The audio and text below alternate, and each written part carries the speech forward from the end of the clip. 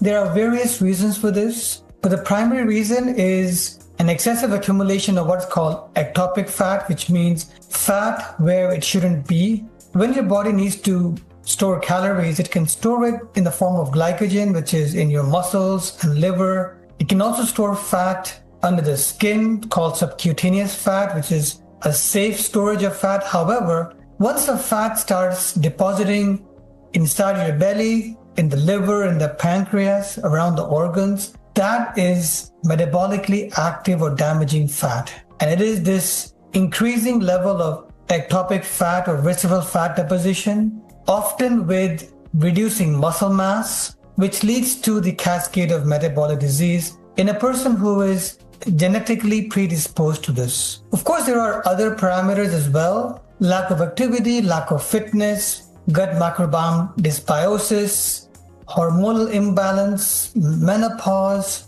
andropause, chronic systemic inflammation, worsening insulin resistance, circadian imbalance. There are so many other factors as well which lead to metabolic disease, but the biggest cause by far is excessive accumulation of belly fat and loss of muscle in an individual who is genetically predisposed to metabolic disease. This MRI scan here is a good illustration of that. On one end, you have a skinny fat person.